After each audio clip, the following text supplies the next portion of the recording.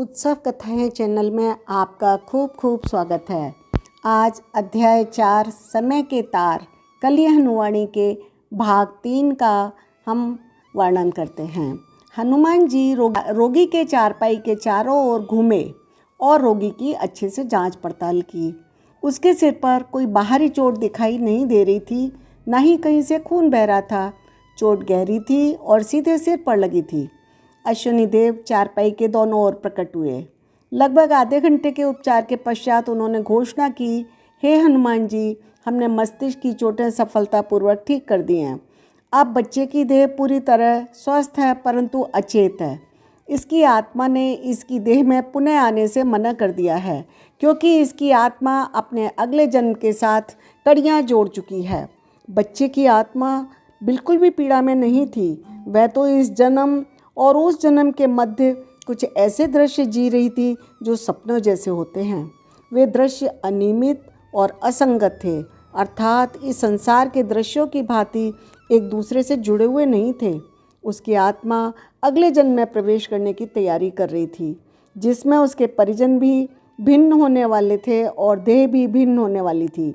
अगले जन्म में प्रवेश करने के पश्चात उसे चंद्रा का नाम भी स्मरण नहीं रहने वाला था और न ही इस जन्म की अन्य घटनाएं। अतः पीड़ा केवल चंद्रा की थी। वह अपना इकलौता बच्चा खोने वाली थी। उसे केवल देह से जानती थी। इससे कोई अंतर नहीं पड़ने वाला था कि उस देह में कौन सी आत्मा विराजे। वह उसे तब तक अपना ही बच्चा समझने वाली थी जब तक कि वह देह उससे इसी तरह हंसती, इसी तरह खेलती, इसी तरह विहार करती जैसे उसका बच्चा करता आ रहा था। इसलिए हनुमान जी का कार्य था उस स्वस्थ हो चुकी देह में किसी आत्मा को लाना।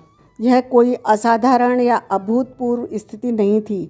देवी देवता मानव कल्याण के लिए ऐसी आत्माओं की व्यवस्था करते हैं जो आत्मा रहित देहों में प्रवेश करके जीवन बचाती हैं, परंतु यह मामला मानव जाति के कल्याण का नहीं था। यह केवल एक परिवार की प्रसन्नता का प्रश्न था। देवी देवताओं के क्रमाचार के अनुसार इस स्थिति को मानव के स्तर पर भी सुलझाना चाहिए था। इसमें देवों की सहायता कम से कम ली जानी चाहिए। इस स्थिति का मानवीय हल निकालने के लिए हनुमान जी का आंतरिक संसार में जाना आवश्यक हो गया। आंतरिक संसार शून्य सुरंगों की एक भूल भुलैया है। उन सुरंगों के बीच बीच में समय के तार निकलते हैं। उनकी दीवारें श्वेत रंग के पटल की तरह होती हैं, क्योंकि वे आकाश के द्रव से बनी होती हैं। उन्हीं पटलों पर सभी दृश्य चलते हैं। हर सुरंग में एक विशेष दृश्य उपलब्ध होता है। आत्मा समय के तारों के ऊपर सवार होकर उस दृश्य को जी सकती है। हनुमान जी बाहरी संसार से अलग होकर शून्य सुरंगों के माध्यम से उस सुरंग में पहुँचे जहाँ पर चंद्रा की आत्मा उस समय उपस्थित थी। वहाँ पर जो दृश्य चल रहा था वह बहुत ही मनहूस था। उस दृश्य की प्रमुख किरदार चंद्रा थी और अपने भाग्य से भागने की चेष्टा में रसोई के बर्तनों को इधर उधर कर रही थी। उसका इकलौता बच्चा मृत्यु से जूझ रहा था। 6 घंटे के भीतर वह उस प्राणहर सुरंग में पहुँचने वाली थी जिसमें उसके बच्चे की मृत्यु का दृश्य चल रहा था। हनुमान जी का कार्य था उन 6 घंटों के भीतर उस बच्चे के तन में एक आत्मा को प्रवेश कराना। उसका परिणाम यह होता कि चंद्रा प्राणहर सुरंग में प्रवेश करने की बजाय उस सुरंग में प्रवेश करती जिसमें उसके बच्चे के ठीक होकर आँख खोलने का दृश्य चल रहा था। हनुमान जी ने देखा चंद्रा की आत्मा का समय के 13 तारों पर स्वामित्व था। अन्य शब्दों में, जिस सुरंग में उसकी आत्मा उस समय उपस्थित थी उसके बीचों बीच से समय के 13 तार गुजर रहे थे। एक आत्मा का जितने समय के तारों के ऊपर स्वामित्व होता है वह इस बात को दर्शाता है कि उसने भक्ति के मार्ग का कितना रास्ता तय कर लिया है। आत्मा अपनी मुक्ति के लिए जो रास्ते अपनाती है वह मुख्यतः 3 श्रेणियों में आते हैं: भक्ति मार्ग, ज्ञान मार्ग, भक्ति और ज्ञान का मिश्रित मार्ग।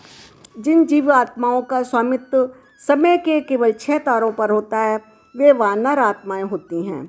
भक्ति के मार्ग पर या किसी भी अन्य मुक्ति के मार्ग पर उन्होंने अभी एक डग भी नहीं रखा होता है। वे केवल मूल इच्छाओं अर्थात भोजन और जनन के वश में होती हैं।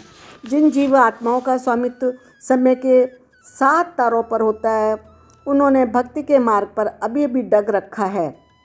वे एक मान्यता प्रणाली से बंधी होती हैं। वह प्रणाली या तो तर्क आधारित होती है, विज्ञान और दर्शन शास्त्र, अथवा अनुभव आधारित होती है, जैसे धर्म, संप्रदाय, मानवता, आध्यात्मिकता, प्रेम आदि। एक सामान्य मानव के पास समय के कम से कम 7 तारों का स्वामित्व होता है। वे सभी जाने अनजाने किसी न किसी मान्यता प्रणाली से बंधे हुए होते हैं। जिन जीव आत्माओं के पास 8 तारों का स्वामित्व होता है, वे भक्ति के मार्ग पर एक डग और आगे चल चुकी होती हैं। वे न केवल एक मान्यता प्रणाली से बंधी होती हैं, अपितु उसी मान्यता प्रणाली को मानने वाले जन समूह से संबंध बना चुकी होती हैं। एक समूह का भाग होना उनकी मान्यता को और भी दृढ़ करता है। उन्हें अपनी मान्यताएं सत्य लगने लगती हैं। वे जीव आत्माएं जिनके पास समय के 9 तारों का स्वामित्व होता है, वे भक्ति के मार्ग पर और भी चल चुकी होती हैं।